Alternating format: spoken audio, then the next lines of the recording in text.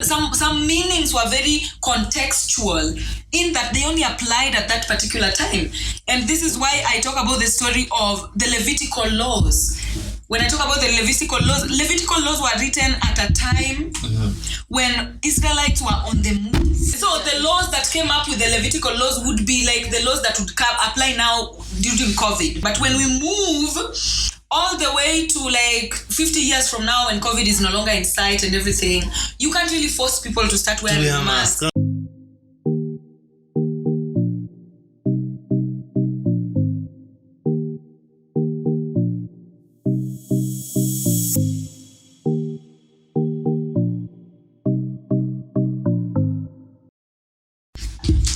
Ladies and gentlemen, welcome to the Millennial Podcast. And you know what, guys? We just hit 1,000 subscribers, ladies and gentlemen. And in the house, we have SWIRY NYAR KANO at Instagram and Sweet NYAR KANO on TikTok. Guys, 530,000 followers on TikTok. Hi, nawaona nyinyi wote mkiweva hapo. You know what's good? Thank you so much for watching us. That's live on TikTok. Yeah, no, this is Instagram. They are live on Instagram. Oh, okay. Yes. Guys, how else do we start this show? What do you know about your history? What do you know as an African? What do you know about your own history? Do you ever ask yourself questions like, why is it a natural thing for Africans to hate on maybe gays? Do you ever ask yourself questions why there are some things we are learning nowadays zenye unakaa unajiuliza, why were we not taught this in school? If you ask yourself such questions, ladies and gentlemen, you are in the right place. You know what you're doing with your life. You know your life. You know yourself, and you want to know much about your history. Ladies and gentlemen, who is better to talk about history other than Sweet NYAR KANO? You know what's up. Sasa. Poa sana. Yeah, thank you so much. I'm glad to be here to talk about, the history of Africa, Kenya, in general, history of black people. Yeah. Because most of the time, like the history that we are learning in school, a lot of it has been curated for mischievous and malicious purposes. So yeah, I'm very glad to be here to have these conversations with people. Yeah. So starting us off, mi ukaa najiuliza, as Africans, did we have our own God we used to pray to? Did we? Yes, obviously. Okay, first of all, Africans have been existing. We've been in existence since the beginning of time. We've had civilizations come, and before the colonization, Africa had its own history. Before Africans meeting white people, before Africans coming into contact with the colonizers, we had our own history, we had our own practices, we had our own religious and cultural practices. And so, yes, we had our own gods as well. And different communities from Africa, from the Maasai, when we generalize in language groups, the Bantus, Niloids, every African group or African tribe, each and every one of them had their own belief systems that was nothing close to what the white man brought as our religion. Okay, so yeah. So say what happened ni when Christianity came, it come to corrupt what we had, right? Yeah. Because kama tulikuwa na God, kama as Kikuyus, we had our own God, yeah. Anaitwa guy. We used to face Mount Kenya. Yeah. Yenye sisi, most of them niliona juzi ukiwaambia Mount Kenya. Kenya came from the word Kirinyaga. Mzungu hangeweza kupronounce Kirinyaga. So kaona short form ni Kenya. Yeah, we had our own names prior to the coming of the white man. Yeah. Places like Victoria were never called like Victoria. Inaitangwa Namlolwe. Yeah, Namlolwe. That is for Luos in Kenya, okay? Because we also have like Tanzanians and we also have Ugandans. Oh. Each and every one of them shared a part of this lake. And so they all had different names for it with regards to how they shared it. So Namlolwe is just for Luos in Kenya. Now I understand. Yeah. Namlolwe nilijua when I was studying Nini River and the Source. Yeah. Oh, shoot. That was Ulifanya River and the Source? No, I didn't. But before to dig all that, let's just first get to know you. Who is SWIRY NYAR KANO? Kwa wale wenye wakujui vizuri, where do you come from? Where did you go to school? Because mimi content unapostingi, Jesus Christ. I ask myself, what did I do with my school fees? What went wrong? Oh, okay. First of all, my name is Vivian Tabu. SWIRY is my nickname I was given by my relatives home. That is how I'm known. If you go to my village, if you go to my village, it's not actually SWIRY like from the English word sweetie or whatever. No, it's just a name that I was given according to how I used to behave. So SWIRY is an African name. Niwe venye tu umeiweka in English. No, it's not even in English. It's like that, but it doesn't have a meaning in English. Yeah, it's not supposed to mean sweetie or something. It's just like sweetheart or whatever. It's not a sweet whatever name. So yeah, that I was given because of how my skirt used to move. My skirt used to swirl a lot when I was walking. Okay. Yeah, so that's the reason I was given that name. But anyway, yeah, so I went to pretty remote schools. I actually went to like the school that I went to, we didn't even have VT. We didn't even have desks. Like when I started my in class 2, you know, when we moved, I grew up in Madare up to the age of 7. Then we moved to the village. Then, you know, schools in the village. Those are the typical, the ones you go with barefoot blind. It wasn't serious as such. But like we didn't even have vitu za kukalia. We used to sit on blocks. Okay.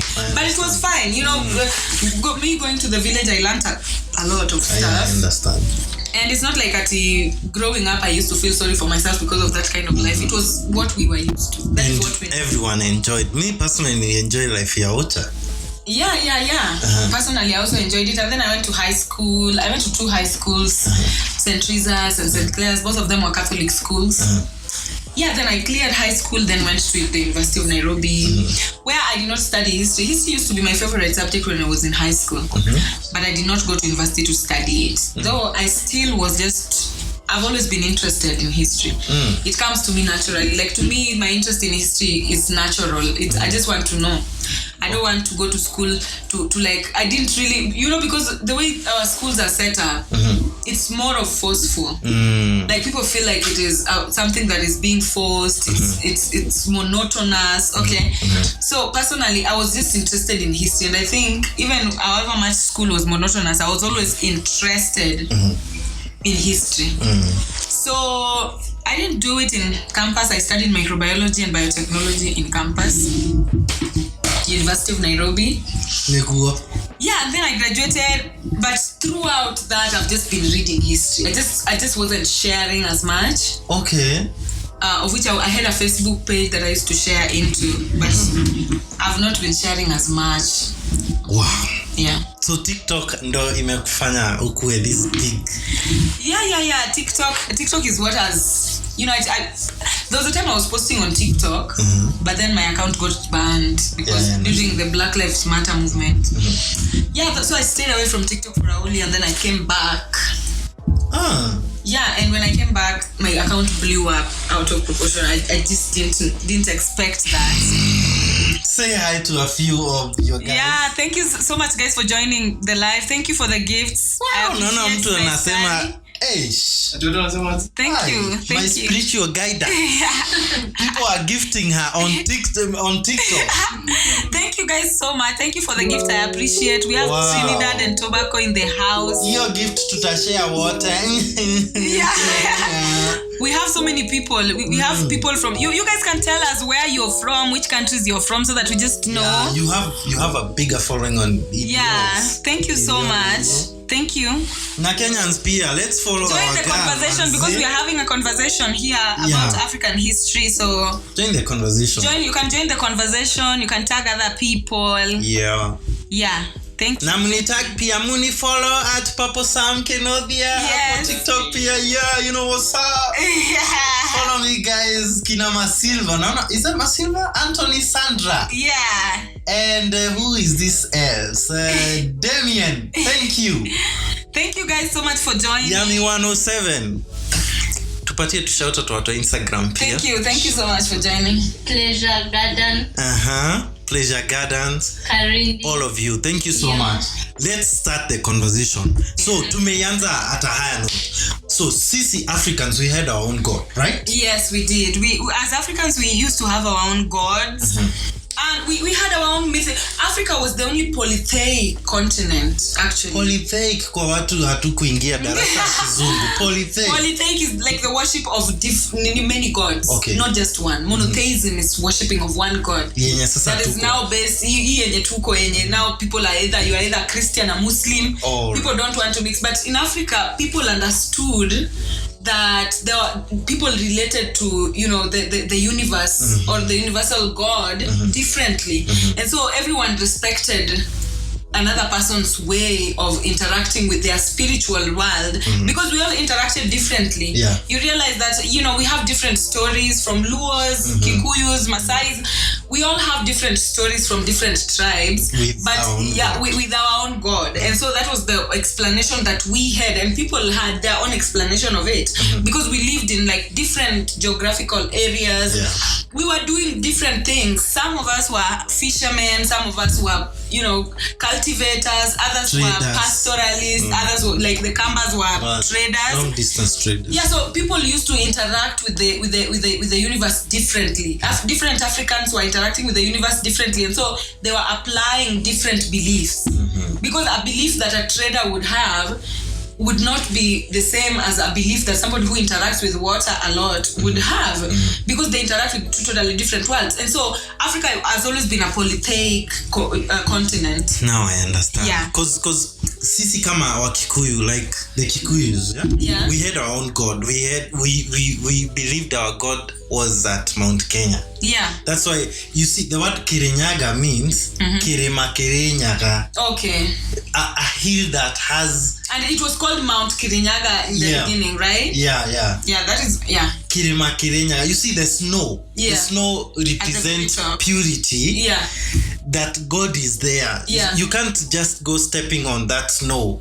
That's what they believed. Our ancestors. Washaenda. Wacha tuamwagie kakitu.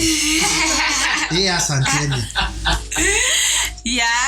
So, like we believed kuna huyo God, and we still should believe kuna huyo God, because actually juzi nimeona like the people that are following the tradition way of worshiping God wana discriminatiwa, wanaambiwa these guys are mongeki or something, but in real sense ndo Mungu mababu zetu walikuwa wana worship.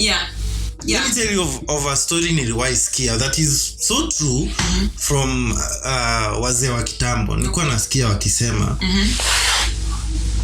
time when Mugo wa Kifiro prophesied about the European coming to a nation. I remember the prophecy by Mugo wa Kibiro, but even Ngugi wa Thiong'o talks about it a lot in his books. The prophecy of the Mugo wa Kifiro.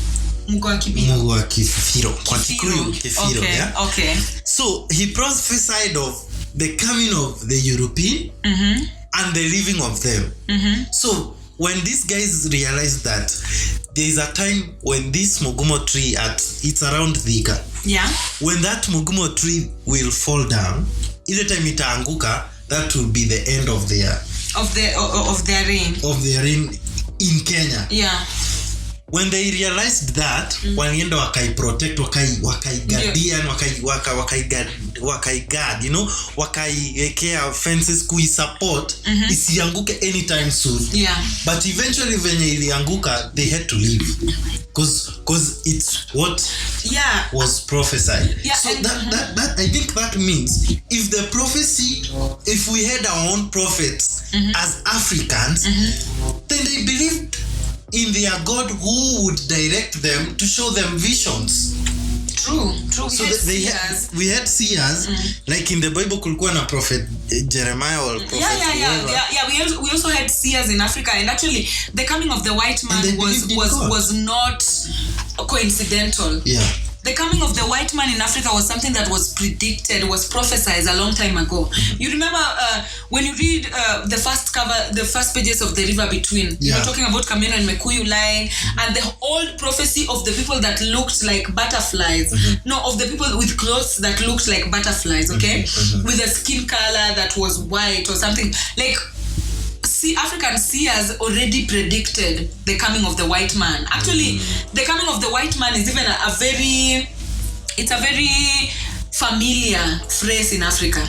Because it was something that wasn't coincidental. We knew, African seers knew that the white man would come. Let me ask a question. Okay. Kuna kitu imecross kwa akili yangu sahi. So you did River Between? Ulisoma hiyo book? Imagine na mimi nilisoma River and the Source. The settings, wewe setting yako ulisoma ya Kikuyu, mimi nilisoma ya Ujaluo, and the similarity kwa cultural way of it ziko same, because you as Luo, you also had your God, and you had hata nyinyi mlikuwa na prophecy yenu ya how this person will come. Mlikuwa like nilisoma, it was written that kutakuwa na a long snaking, like ina explaining at kutakuwa na snake refu sana, itakuwa ina move na itakuwa na tunyumba metal buildings. That is what the River and the Source say. Which is probably the prediction of capitalism system. There's a lot that our ancestors predicted. There's something you said ati yakunanga coincidence. Hiyo ni coincidence. Ulisoma River Between, nikasoma River and the Source, and we are from different cultures, and we understand what it means. Ni upuzi niko na. Anyway, so we digress. Our ancestors knew actually that the coming of the white man was talked about a lot in ancient times, even before they came. And I think maybe it was the seers predicting the future. Seeing, people have always predicted the future. People have always had the ability to predict what would happen at these particular times according to how things were happening back then. Okay, so the coming of the white man was something that was totally. And there are things that sisi kama back in school we were not taught.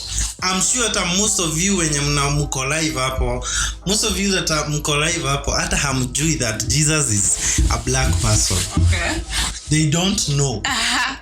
And it's written in the Bible. Do you know? Ask them. Do they know? Wanajua. Anyway, do you know, okay, I saw on your TikTok that Jesus is black, and people are not ready to have that conversation. It was Middle Eastern mostly. And first of all, I never really want us to spend a lot of time talking about who Jesus was, because religion in itself is something that we totally need to dissociate from.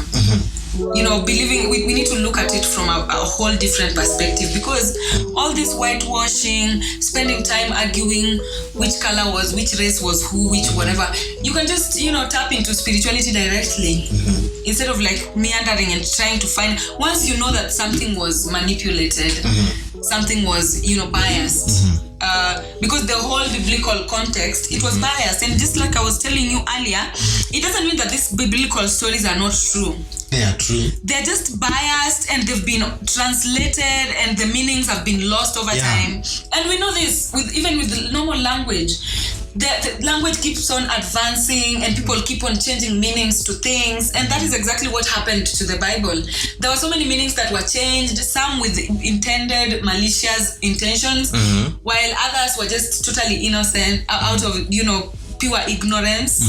So arguing about, first of all, we don't even, when it comes to the story of Jesus, most of the time I talk about it as being very metaphoric. The Bible is very metaphoric. The Bible was not literal.